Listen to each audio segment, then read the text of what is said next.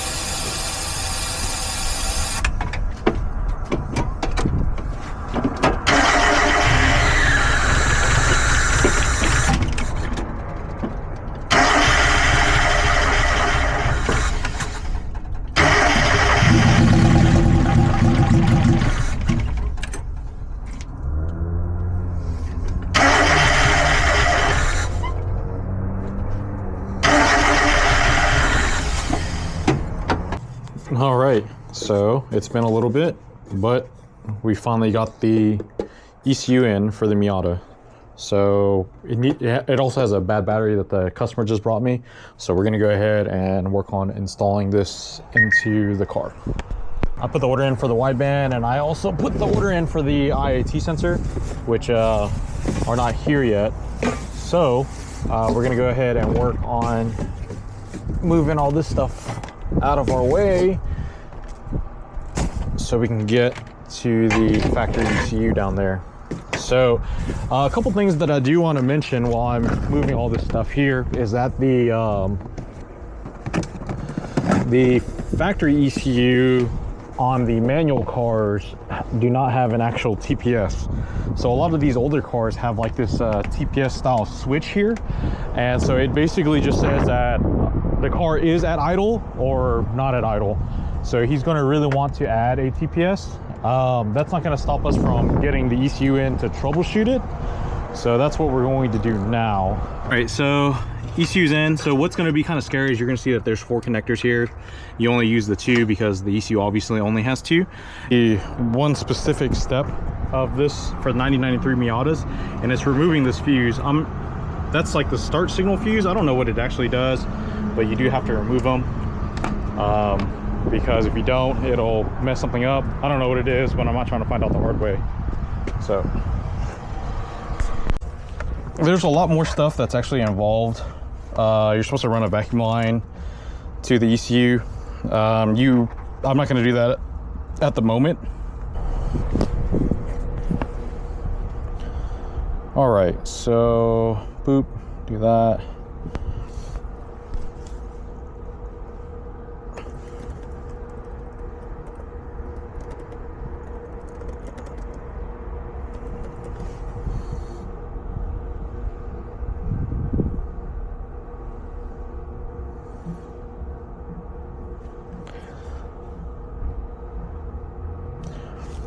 So we're just kind of giving this a once over just to make sure that this is right. I know it says 4G63, but it's actually for 993 Miata. Use the same one. Injector flow rate 230 cc, so that's pretty close. Now, the map sensor is not hooked up, like I said before. And so what's going to happen is it's going to try to run this area of fuel, which is 0 on a boost gauge, which is obviously too much. Down here you'll see it's like in the 40s. So what we're going to do is we're just going to highlight this whole thing and we're going to put it at 46 for now.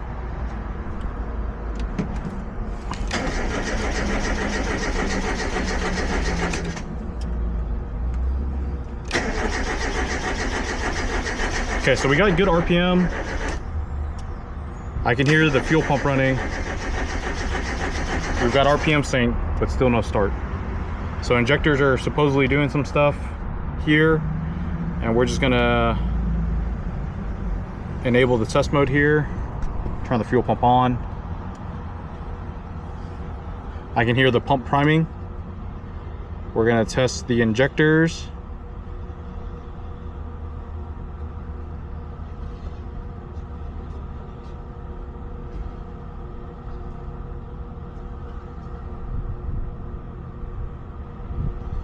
Unfortunately here, I do not hear the injectors pulsing.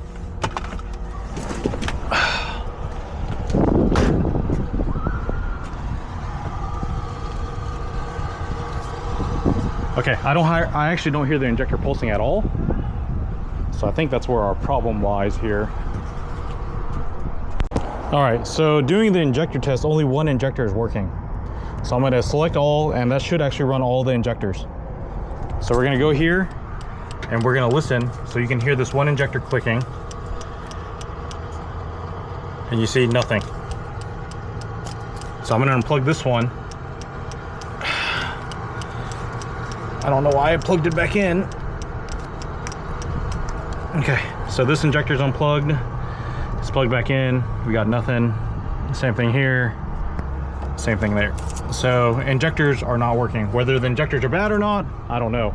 So I need to call the customer now and then let him know that there's an issue with the injectors and that only one of them is working. All right, so we're gonna grab some tools. First is the electronic fuel injection test light tools. And these are pretty simple. You plug this into where the injector went and you trigger it on. If it works, it flashes. That's the easy way of checking wiring. Now, you can also manually test the injectors as well by applying power and ground.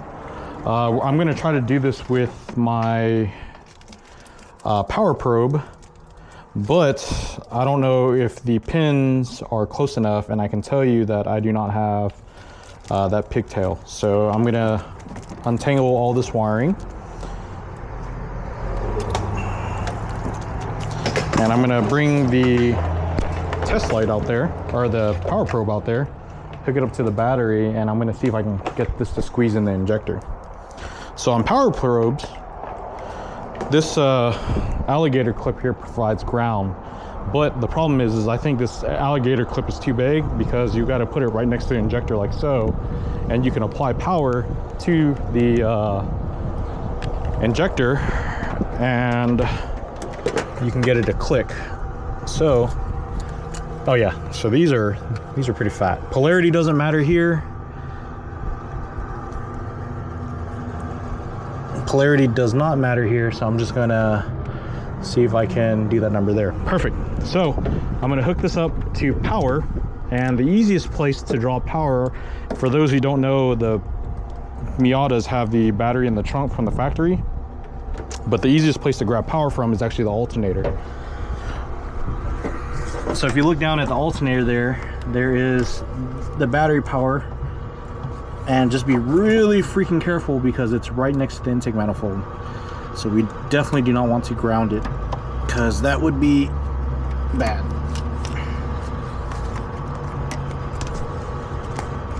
Power probe hooked in, and it's like very, very faint.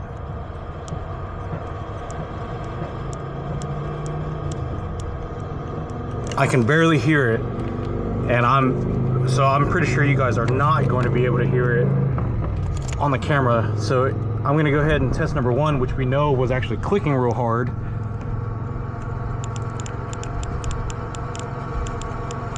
And you can hear like the difference between them. So I don't know if I can test. Number 3 here is really close. Number 4 is probably going to be damn near impossible to do, I think. But I'm gonna give all these a shot and see if we can get them. I'll have to try to do it off camera here for a second. So I'm gonna try to do this on camera here, but there's a lot of stuff in the way here. So the pins are on it, and the clicking you're hearing is actually from the probe. So you can barely hear it on cylinder number 3, same as cylinder number 2. I'm gonna try to dig my way into cylinder number 4 down there, but I'm pretty sure we got some bad injectors. Here we are on number 4. And same deal, I can barely hear it clicking, so that tells me we've got some bad injectors. That's not gonna stop me from moving forward in terms of testing. So we can put up this power probe for now, and we'll get I've got to let the laptop charge for a little bit, and we will plug in with the Noid light and test it again with the laptop. So we're going to plug in our USB cable. It may give us some errors since I unplugged it. Okay, nope, we're good to go. So we're gonna go ahead and we are going to test it again, and what we're going to do is we're gonna have it run all the injectors. They're currently unplugged, and I'm just gonna run through and